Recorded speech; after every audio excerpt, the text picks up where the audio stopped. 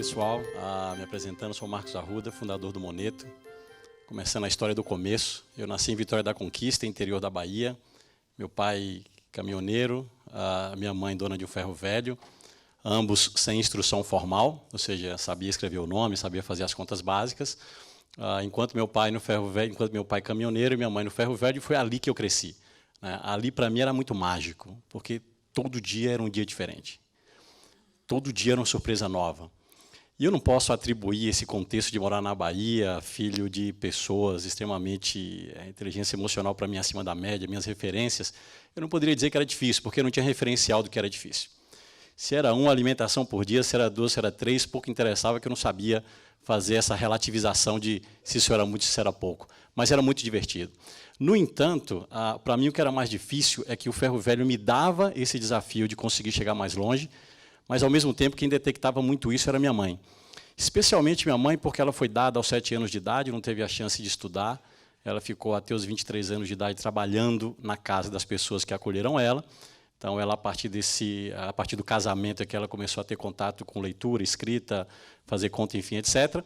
Eu acho que isso fez com que ela tivesse uma inteligência emocional acima da média, e, ao detectar que eu era essencialmente curioso no ferro velho, foi aí que, há 30 anos atrás, ela me resolve colocar numa escola de inglês, na Bahia. Pensa.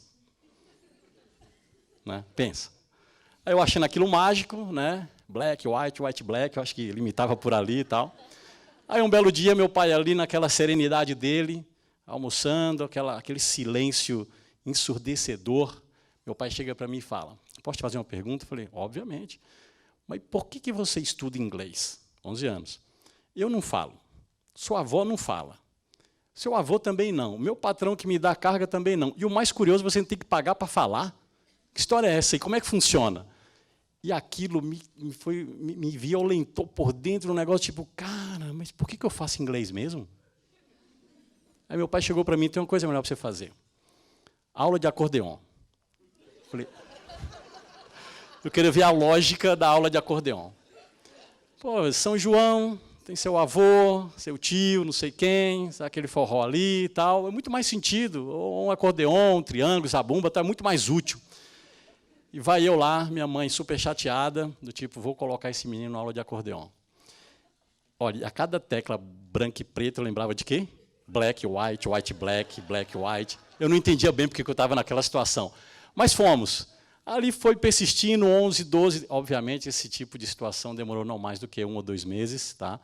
E ainda assim, nessa jornada, o que para mim era muito evidente é, ok, interessante, legal, mas ainda assim me senti incomodado.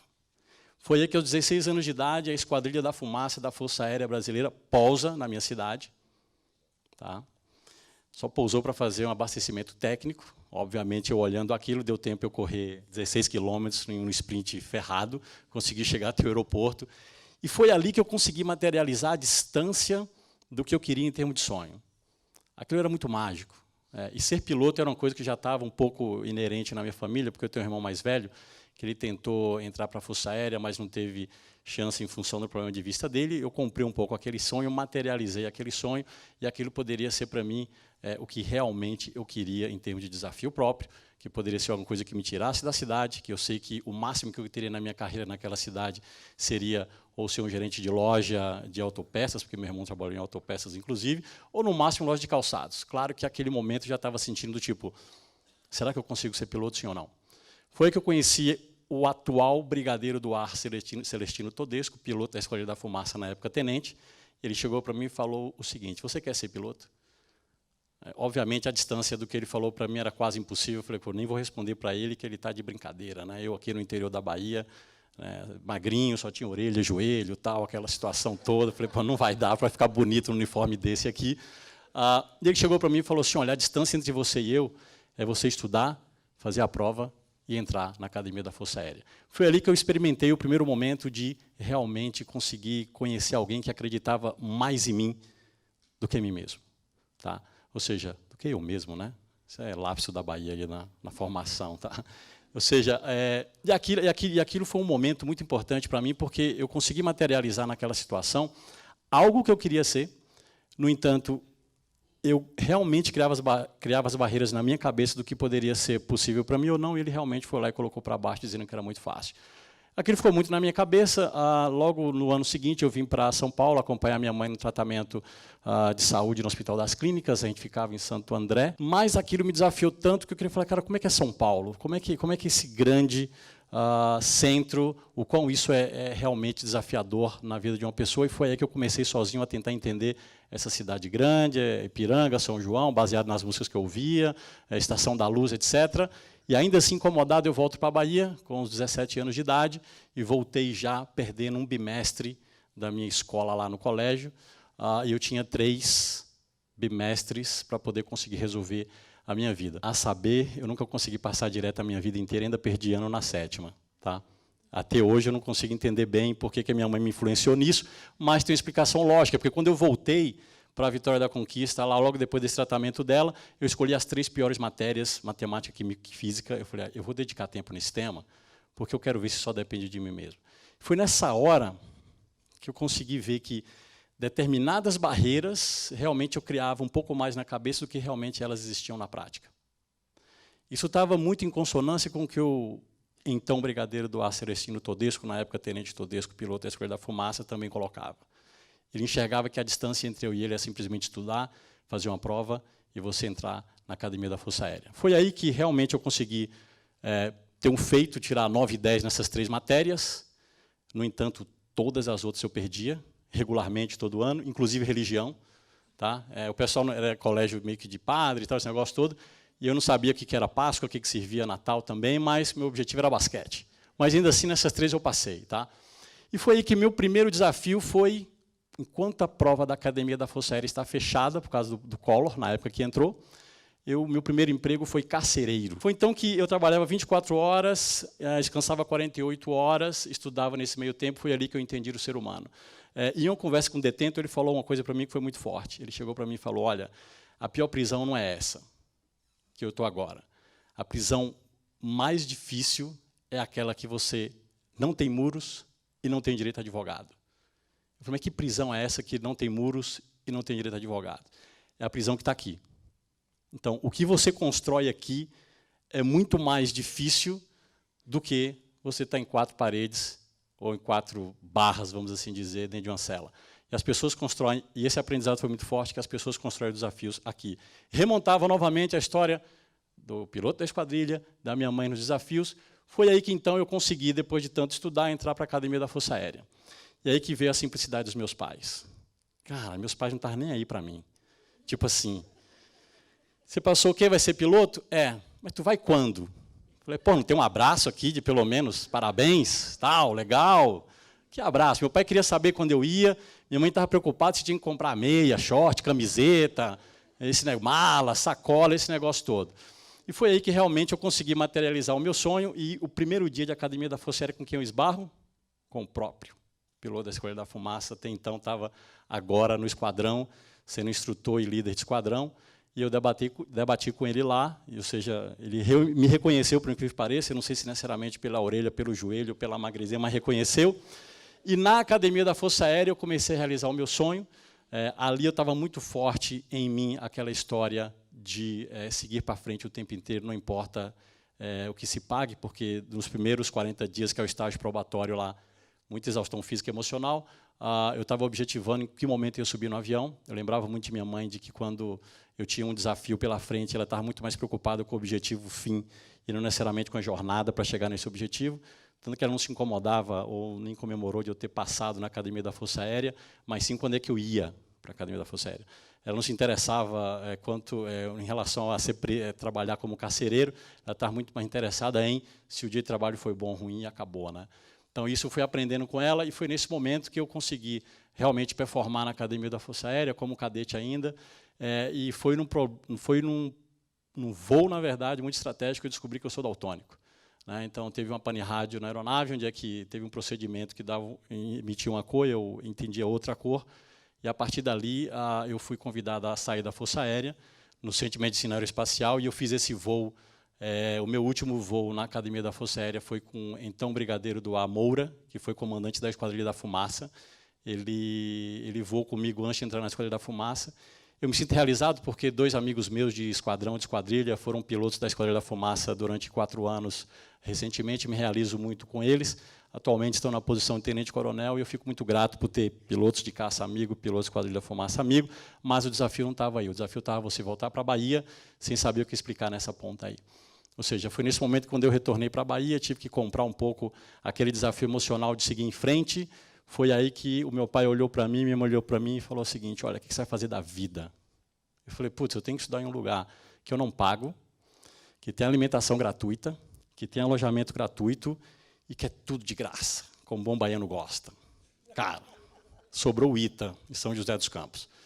Então, a gente travou a meta de entrar no ITA. Eu estudei abril até novembro, mais ou menos. Eu entrei no ITA no ano seguinte. É isso que eu falo para o meu pai e minha mãe. Eu vou para o ITA, eles... E aí, você está indo quando? Vai precisar de uma meia, de um short, de uma camiseta e tal. Eu falo, olha, não dá nem para comemorar, deixei até de lado esse negócio aí.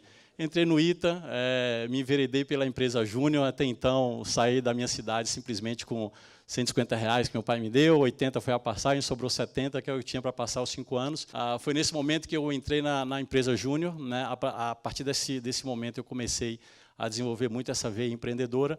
Fundei uma empresa chamada Invest Campus, no meu 3º ano de faculdade de engenharia aeronáutica. Até então eu não tinha a meta de ser engenheiro aeronáutico, já que eu não conseguia ser piloto. Esse Invest Campus era um simulado de investimento em mercado financeiro que treinava os universitários em mercado financeiro, investimento em bolsa simulada. Chegou a ter 20 mil estudantes, e no 3º ano eu vendi essa companhia para o Grupo Patagon, que pertencia ao Santander, por $1 milhão. Então eu estava ali com 26 anos de idade, sem entender. Obrigado. Obrigado. Eu estava ali, então, com 26 anos de idade, olhando para a Bahia. Eu acho que meu pai também nem ia ligar com esse assunto, entendeu? Estava não importando com mais nada, então eu voltei para a Bahia. E quando eu fiz esse retorno para a Bahia, eu conversei com meu pai sobre vender, sobre melhorar a vida dele, dado que eu tinha vendido a companhia. E foi ali que eu tive meu último contato com meu pai, onde é que ele sentou comigo e falou que estava muito preocupado com a rotina de caminhoneiro dele. E ele narrou, na verdade, a morte dele, né? Uma semana antes, onde é que ele estava muito preocupado, porque guardava o caminhão em um lugar distante. E ele tinha muito receio, porque era tarde da noite, que era frequentemente. Ele foi fazer a última viagem dele, me ligou numa sexta-feira. Eu estava aqui em São Paulo trabalhando. Me ligou numa sexta-feira, e a última vez que eu falei com ele foi sexta-feira à tarde, ele guardando o caminhão dele à noite, e, infelizmente, ele veio a levar 3 tiros, porque ele não tinha dinheiro na carteira.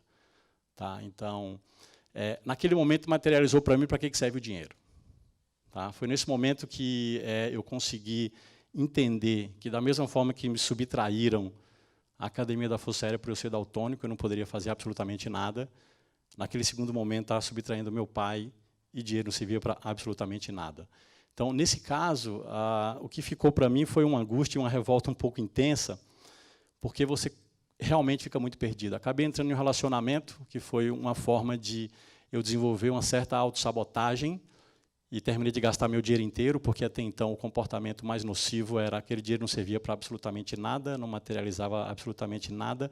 Sonhar era uma coisa questionável, porque você sonha, se empenha, entrega um objetivo e alguma circunstância pode tirar isso de você. E eu estava ali pela 2ª vez sonhando, me empenhando, entregando um objetivo e realmente acontecendo o mesmo tipo de situação. Foi quando, ainda assim, restava bastante energia, foi quando eu fundei uma empresa que, com o apoio do Sérgio Kulikovski, um empreendedor que, na época, investiu no Invest Campus, que até então, na época, estava acabando de sair do Banco Garantido, Jorge Paulo Lema. Essa foi a 2ª pessoa que acreditou bastante na minha jornada, do tipo, vamos fazer um negócio, eu acredito que você possa seguir. Me remontava aí um pouco do piloto, eu remontava aí um pouco da minha mãe, sempre interessada em saber quando você vai fazer as coisas. Eu montei uma empresa chamada Boldcron. Essa empresa começou a processar pagamentos. Eu já tinha saído da faculdade, e depois de 4, 5 anos de lançada essa empresa, ela foi adquirida por R$12 milhões pelo UOL, que foi a tecnologia utilizada no PagSeguro na época. E quando ela fez essa aquisição, me vi diante de uma segunda jornada, que seria como conduzir esse processo. Foi aí que eu entrei num processo muito claro de terapia, de reconhecer os erros, hipnose clínica, acender vela para santo, ou qualquer coisa nessa direção. O importante ali era parar de errar, entendeu? Era melhorar o mindset. Foi nesse momento que, quando eu saí desses 4 anos que eu fiquei no UOL, por contrato de não competição, durante 4 anos, aprendendo, errando e acertando, dentro de um processo de maturidade emocional muito forte, foi que eu comecei a olhar em outra perspectiva do tipo, será que sonhar vale a pena, sim ou não? Sabe? Será que realmente você pode assumir a responsabilidade de empreender em cima de um sonho, independente do que aconteça com você ou não, em termos de altos e baixos? E a resposta para mim era que sim, mesmo que eu não tivesse uma resposta tão clara.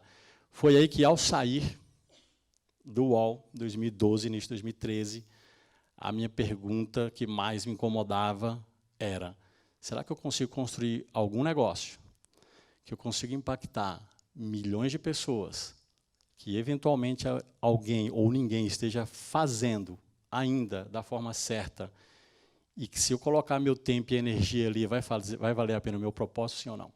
Foi aí que eu mirei em cima, talvez transportando um pouco do meu pai nesse persona, da minha mãe nessa persona, foi aí que eu comecei a identificar um alvo de 55 milhões de profissionais autônomos no Brasil, desbancarizados ou subbancarizados, que movimentam cerca de 600 bilhões de reais ano e totalmente à margem do sistema financeiro.